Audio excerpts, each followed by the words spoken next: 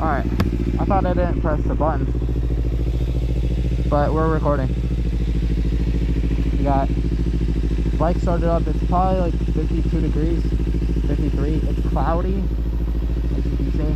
But I just went to Petco, and before that, I went to a gun shop. First time at an actual like gun store. Like the guns themselves are cool. I didn't really like the vibe in there. I didn't think that they kind of like really thought I was gonna buy anything, so I didn't really want to buy anything. Not that I can yet. I'm waiting till 21,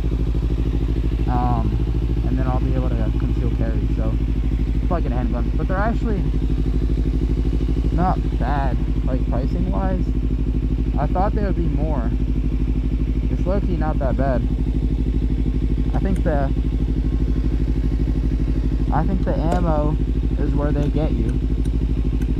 So yeah, that might be what it is. Anyways, we're about to ride home. I'm about to ride home, and we're not home, but I'll probably ride around for a bit longer and then go home. Yeah, and I just went inside Petco. There was this parrot looking at me. I wanted to buy him, but like, it was $800 for the parrot. His name was Nova. That's kind of a lot. I'm not saying he's not worth that much, but it's like, it's a lot of money to kind of impulse buy like that for me. So yeah, but I thought it was all right. Like, I don't know, I kind of feel bad because all the animals and stuff are just in like little glass boxes, and it's just kind of sad. They just have to sit there. But it's like, I don't know, it's like one thing, it's like, is it better for them because then they don't have to worry about like being in the wild? But then another part of me is like, damn, they just have to sit in this box all day. And he didn't even have anyone next to him. It's like a 3-cage box, like 1, 2, 3. There was 2 here, and then he was up here, and this one right here, that was empty. So I don't know, I thought that was kind of weird. And I tried to buy him a treat, for them. Like, I tried to buy him treats that they would feed him, but they said no. So yeah, I don't know, it is what it is. It is what it is. It just, I don't know, I wish I didn't go inside it, because it just makes me feel bad now. My helmet's looking kind of dirty. It's hard to tell on here, but I can't really see. I don't know if that's because of the fog or something. Or is that just, I don't know what it is. I don't know. We're gonna have to ball. Anyways, yeah, I'm gonna ride home now. Yeah. That was pretty much it. I just wanted to make a quick little recap, and then it's just gonna be a quick riding video of me just riding back. Pretty much. That is pretty much it. 50 degrees. It was super cold on the way here. I was freezing. I was like, actually about to crash out. I was regretting the ride.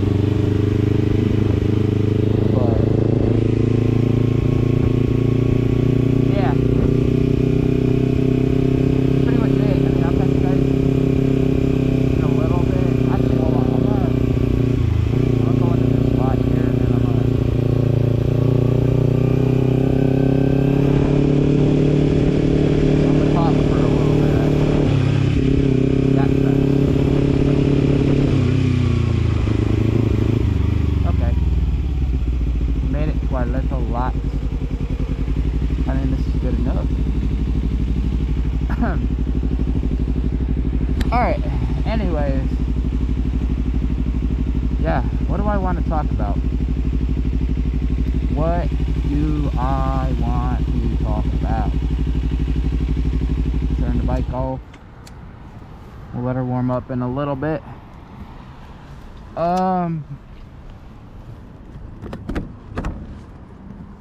Okay, I think I'm gonna talk about the mistakes that people make as a new rider. I think that's what the topic of this video is going to be. Kind of the main thing I feel like people, when they start riding, is they kind of think they have rights on the road. And while legally you do, you never want to try to kind of, firstly, you never want to get into road rage with a motorcycle. Like, I mean, when you're on a motorcycle, you never want to road rage with a car. That's kind of stupid.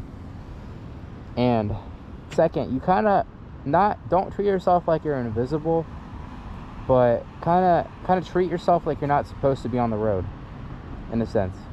So like, if you're making a left turn on a 1-lane road and you're gonna get ready to hold up traffic, and it's like a 50 zone or like a 40 zone, you just got to be careful, because wow, is that DeLorean?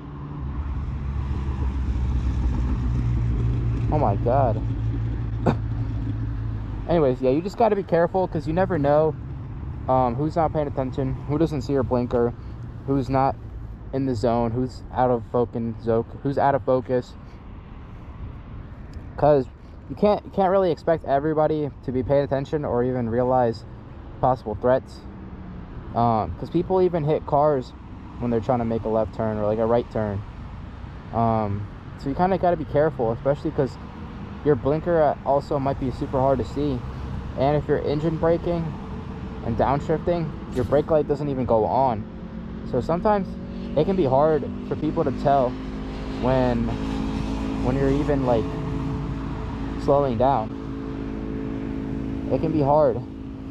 So you just gotta kind of, I don't know, like what I'm trying to get to is, like, if you're on that same 1-lane road, right, and instead of making a left, maybe speed up to give yourself room, and then make a right, and then make a U-turn, come back, and instead of making a left and holding up traffic or possibly getting hit, make a right down the road, and then make a flip around. So like, take a right, flip around, and instead of going like this, you come around, and then basically you're making 2 rights, or I guess 1 right, 1 left, but a safe left, because you're kind of out of the main road. Yeah, I think in that sense it's definitely smarter than just YOLOing the left. I don't know, that's just what I think. I'm not saying, I don't know, it's kind of hard to explain this, because sometimes, like, you gotta, it's like everything is situational, so you can't really do the same thing every time. I mean, you can, but it's like, sometimes you gotta change what you're doing. So maybe you make the U-turn and then make the left another time, but another time it might be safer just to take the left, if it's like safe and you don't have to kind of hold up traffic. I'm not saying like you don't have the right to hold up traffic. I'm not saying you shouldn't like do that, or you should do that to be nice to drivers. I'm saying do this as an extra way to increase your own safety, is what I'm trying to say. And also, I don't know, I just feel like a lot of not only new riders get caught up in that stuff, and they're not really expecting that, or they don't really understand how hard it is for a car to kind of understand what a motorcycle is doing at times. So they don't know, they just kind of do everything normally like they would in a car, and they kind of forget that they're on a bike. Even though we have the same, for the most part, the same rules and the same like kind of protections as cars do when they're on the road, you kind of have to treat it differently. And let's say, obviously, making a left turn on a motorcycle, I'm not saying it's illegal, I'm just saying it might be unsafe.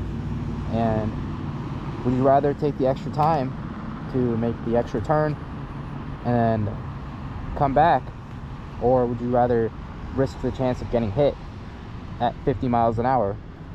I don't know, it's just that's what it comes down to. Even in a car, it's the same thing. Like, sometimes it's just better to get off the road, pull off to the side, wait for the danger to pass by you, and just go on with your day, you know? Sometimes it's just better like that. Sometimes you have to think outside of the box. Sometimes you just have to. Sometimes you just have to think outside the box. You have to do things that people wouldn't do normally, and it's okay. It is okay.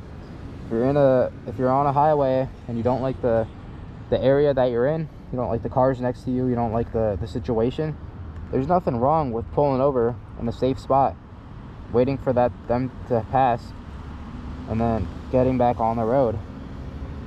There's nothing wrong with that. And you just kind of gotta think outside the box. Just because you're on the road doesn't mean you have to keep going. You can always kind of avoid situations as much as you can. And yeah, you just gotta kind of think outside the box, you know. Think outside the box, even if it might be illegal. Let's say you're going on a road and there's a bunch of dangerous cars near you, and everybody's already going 80. Let's say you need to get to 100 to get out of that situation. Is it illegal? Yes, it might be. But would you rather get out of the situation and possibly get a ticket and explain yourself to the cop but be alive, or would you rather get into a crash because you have to follow the law? You know what I'm trying to get at? It's also the same on on other roads. It's like if the speed limit's too slow and you're kind of going downhill and you're on a bike, like I would not brake and try to stay at the speed limit. I feel like that's more dangerous, especially on a bike, than just going 15 over on the downhill. And like, speed isn't always dangerous.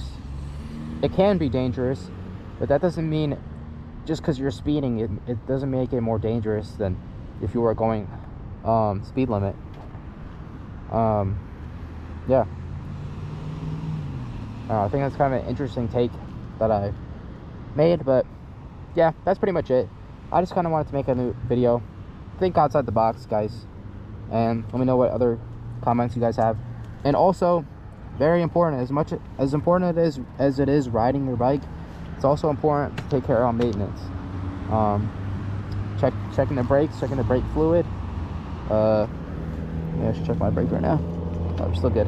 Checking the brakes, checking the brake fluid, checking the oil level, especially on bikes because they seem to burn oil. So check on that. Make sure to top it up.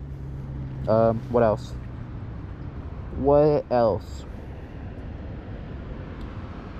Yeah, tires is an important one. Tires, brakes are probably your most important. And then oil would probably also be pretty important. And what else would be important? That's like really important. I guess coolant, if you're not checking it often. Making sure it's up to level and also not super old or anything.